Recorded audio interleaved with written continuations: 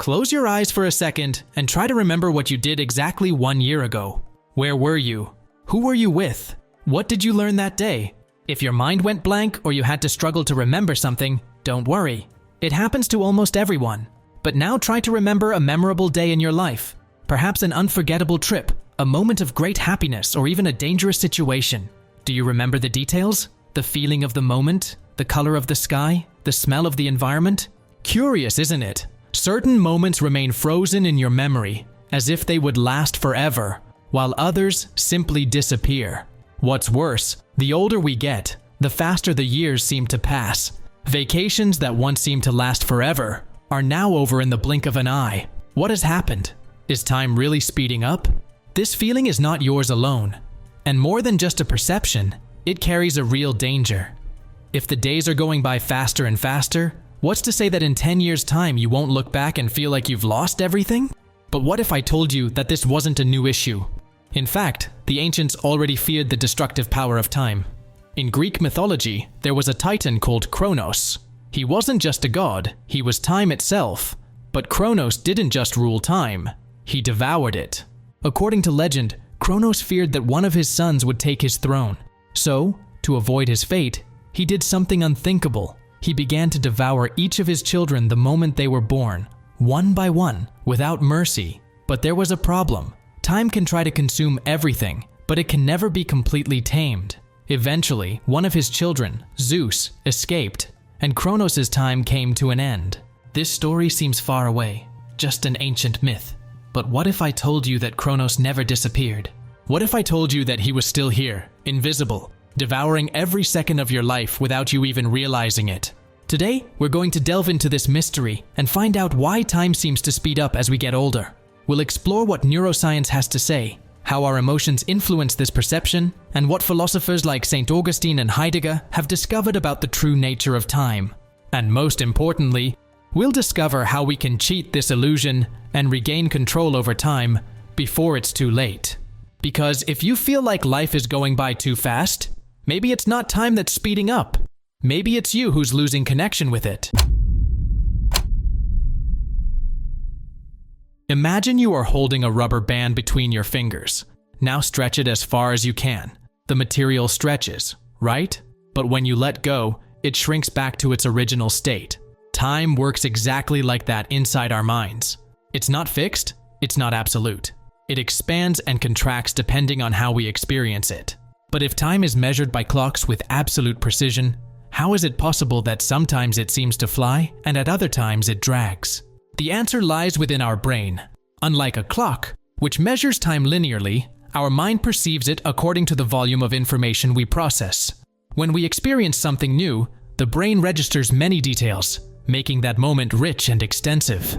When we are in repetitive situations, it records less information, and this makes time seem compressed. If that sounds abstract, think of the difference between an unforgettable trip and an ordinary working week. During a trip, everything is new. Every street has different details, every meal has a unique flavor, every experience is recorded as something new. Now compare that with a routine week where each day is practically the same as the last. What happens?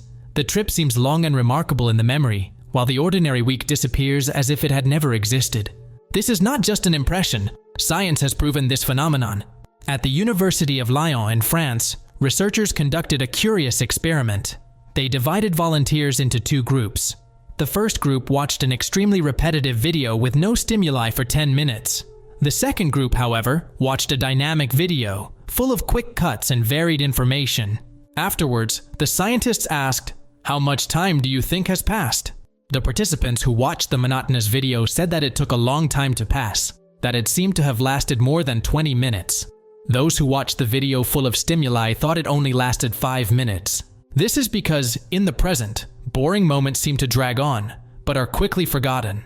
Intense moments, on the other hand, pass quickly while we're living them, but then remain imprinted in our memory as if they were much longer. That's the real trick of time in our minds. What seems long in the moment disappears into memory, and what passes quickly in the present expands when we look back.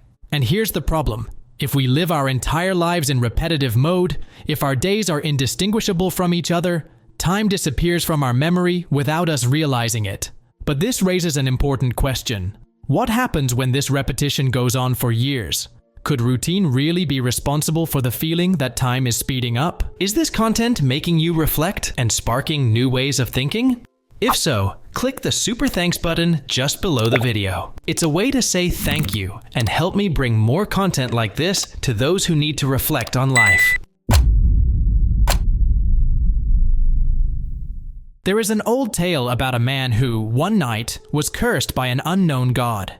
He woke up the next day and realized that nothing looked different. The sky was the same shade of blue, the streets were in the same place. People went about their lives as normal, but something was wrong. When he tried to remember what he had done the day before, he realized that his memory was blank. He knew he had lived that day, but nothing remained of it. As if time had passed, but without a trace. At first, he ignored it. But as the days progressed, the pattern repeated itself. Every morning he woke up knowing that he had lived through the previous day, but unable to remember anything significant. It was as if his own life was fading away while he was still alive. This tale is not lost in some distant mythology. This tale is about me. This tale is about you. About everyone who lives days that dissolve into oblivion because they are too alike to be remembered. If you've ever felt that the years are passing faster and faster, that your memory seems to fail you when you try to remember what you did last month, then perhaps this man's curse isn't a myth, but a real phenomenon that's happening right now, inside your own mind. The human brain is an incredible machine, capable of storing billions of pieces of information over a lifetime, but it has a very clear criterion for deciding what is worth remembering: novelty. Whenever we experience something new, the brain activates an alert system and records the moment in detail. But when we repeat the same actions, following the same routine, it understands that nothing important is happening and simply doesn't record the information. And that's how, without realizing it, we lose whole chunks of our lives. Have you ever had the feeling of getting home from work and realizing that you can't remember your route? As if you were driving on autopilot? Now try to remember the last week in detail. Can you describe what you did each day, or have the moments merged into an indistinct blur? This phenomenon is called the routine effect on time perception. It not only speeds up the passage of time, but also gives us the false sensation that we are living less than we really are. When days become predictable, they become imperceptible. If there is no memory, there is no time lived. Neuroscience has proved this effect in a fascinating way. In an experiment conducted by neuroscientist David Eagleman, volunteers were taken to an amusement park and put on an extreme ride for the first time. During the experience, they were monitored to measure their perception of time. Almost all of them reported that the fall seemed to last much longer than it actually did. But when they repeated the ride several times, the feeling of expanded time disappeared. This is because the first time, the brain was absorbing every detail: the speed, the chill in the stomach, the screams all around. But as the experience was repeated, the mind stopped registering new information. For the brain, it was no longer a unique event, but something known and predictable. Time then shrank. Now think about how this effect applies to everyday life. On your first day at a new job, you register everything: the unfamiliar faces, the layout of the desks, the first conversations. But after months or years, each working day seems indistinguishable from the last. The same happens with routes, appointments, and repeated conversations. If the brain sees nothing new, it doesn't register memories. And if it doesn't register memories, it's as if that time never existed. But here's the real danger. This acceleration of time doesn't happen all at once. It seeps into our lives slowly. At first, a month passes quickly, then a whole year. Suddenly a decade has gone by and you wonder, where did all that time go? And if there's anything scarier than time passing quickly, it's realizing that it has passed without a trace. Routine gives us a false sense of stability, but at the same time, it robs us of our perception of time. But is there a way to circumvent this effect? Can we reprogram our minds to feel the days as we did in childhood? The answer may lie in the way emotions shape memory and expand time. He feels the ground disappearing beneath his feet. His body plummets into the void, and suddenly everything around him slows down.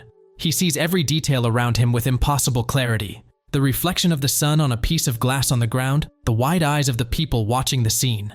A distant sound that seems to echo in slow motion. The fall, which in reality lasted fractions of a second, seems to drag on for an eternity. But then, in an instant, everything returns to normal. He hits the ground. He's alive. The impact of the body against the asphalt is real, but the sensation of expanded time disappears at the same moment as the fall ends. If you've ever experienced a moment of real danger, you may have felt this.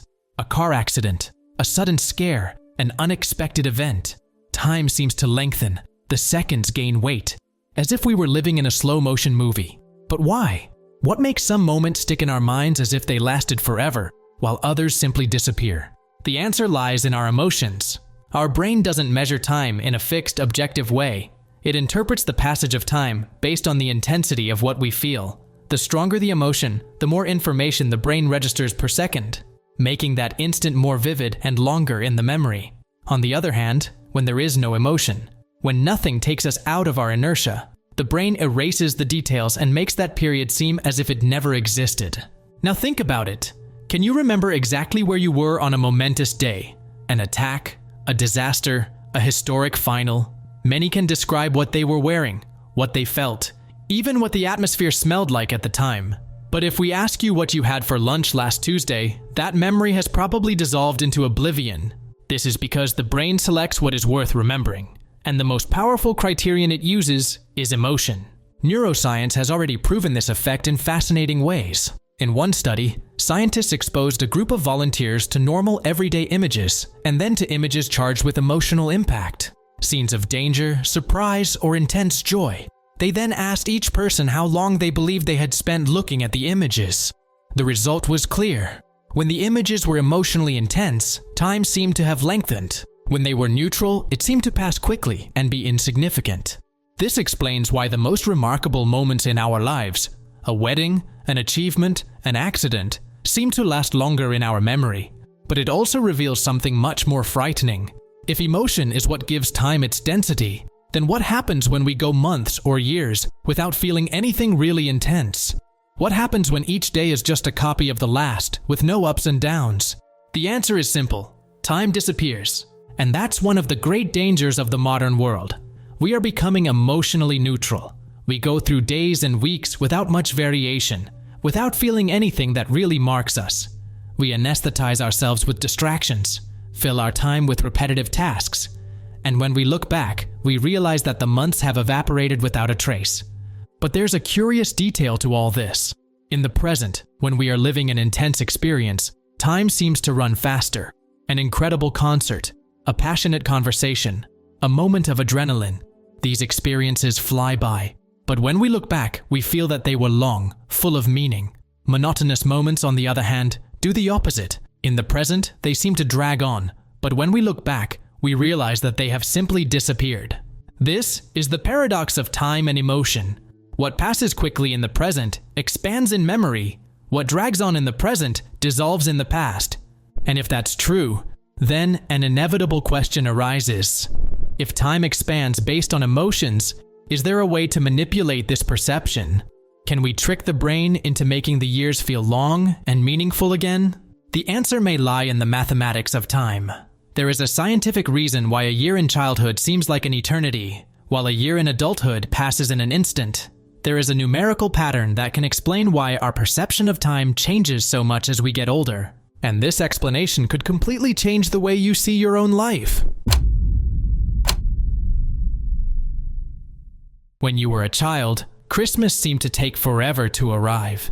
Summer vacations seemed to last for months on end. Each year was a long journey, full of discoveries. But now, the months pass like weeks. The years slip through your fingers, and before you know it, you're closer to a new decade than to your last birthday. What has changed? Is time really speeding up, or is it just a trick of our perception?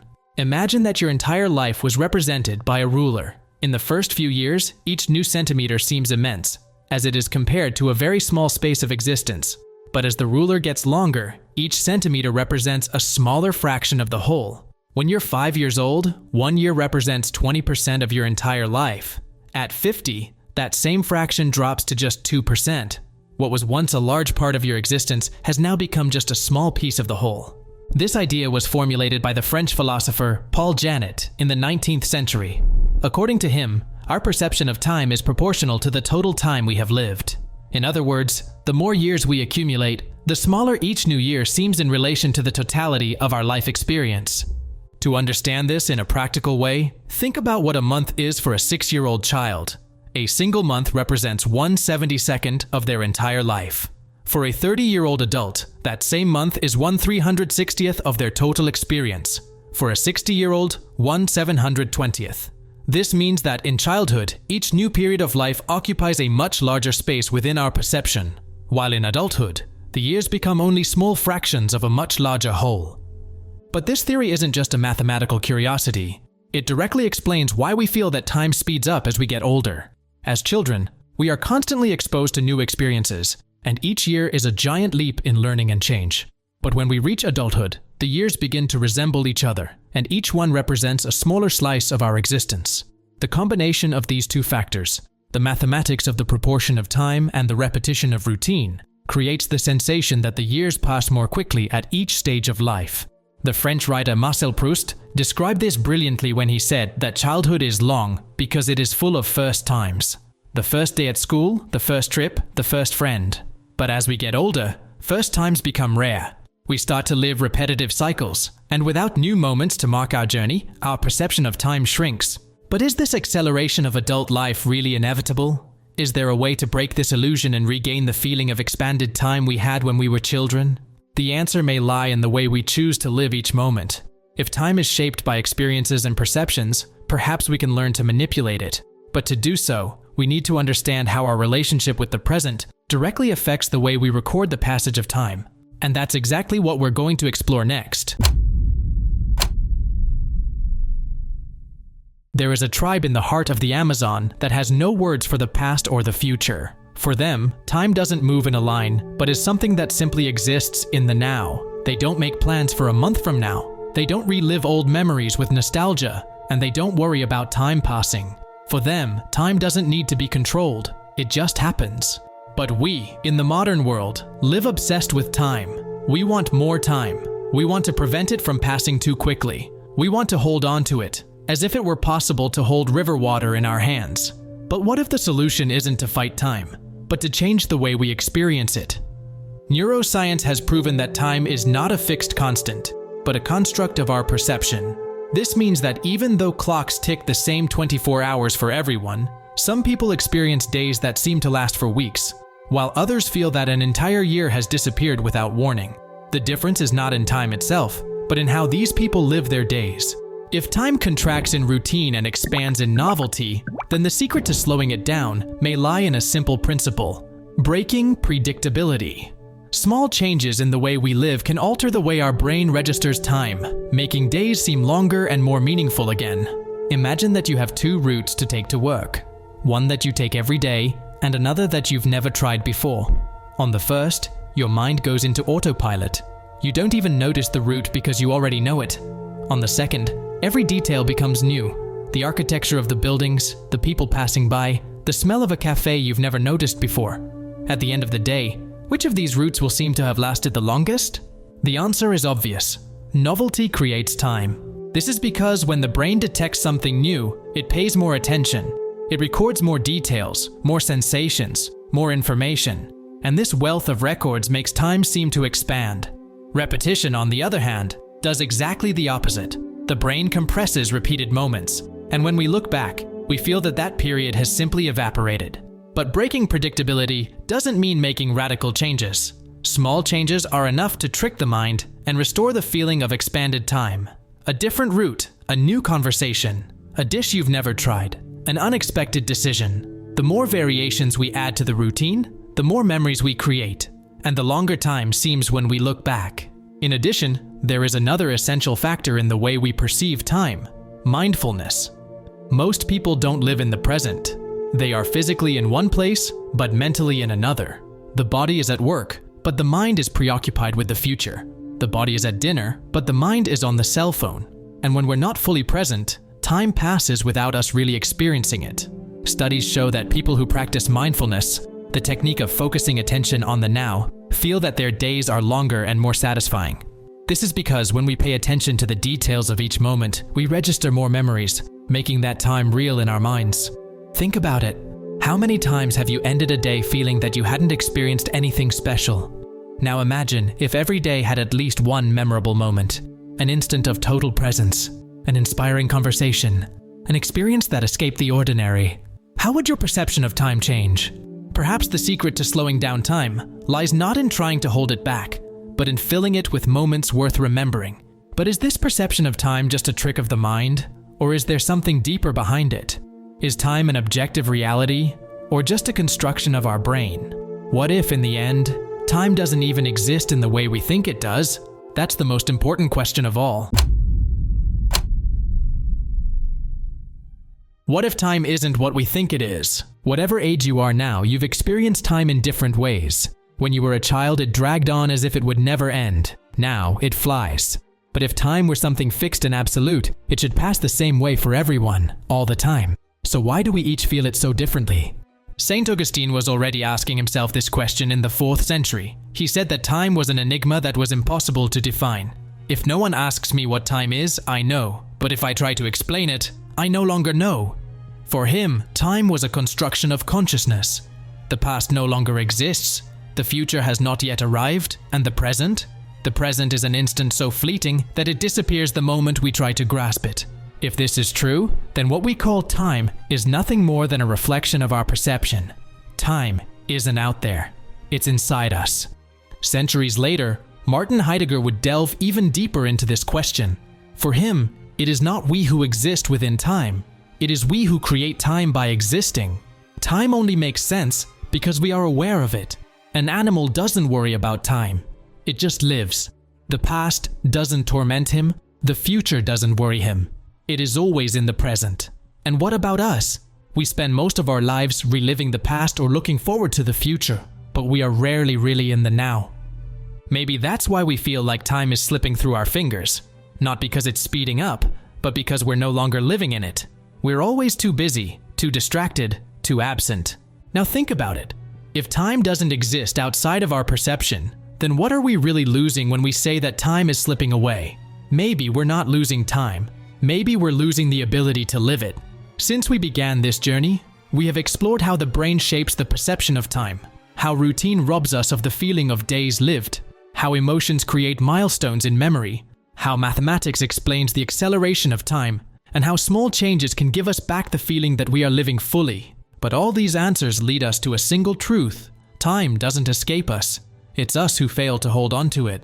We spend our lives waiting for the right moment to travel, to change careers, to say what we feel, to finally start living the way we've always wanted to. But that right moment never comes. It's always in the future, always far away. Time doesn't give us anything. It just watches us decide what to do with it. People's biggest regrets at the end of their lives aren't the mistakes they've made. It's not the failures, the failed attempts, the difficult choices. The biggest regret is having waited too long to live. If time is just a construct of our consciousness, then it means that we have the power to shape it. We can fill it with meaning. We can extend it with rich experiences. We can create a life that, when we look back, doesn't seem to have passed in the blink of an eye. Because in the end, time has never been the real problem. The problem has always been what we choose to do with it. And now knowing that, the final question isn't about time. The final question is about you. What are you going to do with the time you still have? If you liked the video, let me know in the comments. Thanks for listening, and I hope I've managed to bring you some value from my work. And remember, knowledge is the path to true freedom. Count on me and follow the White Rabbit.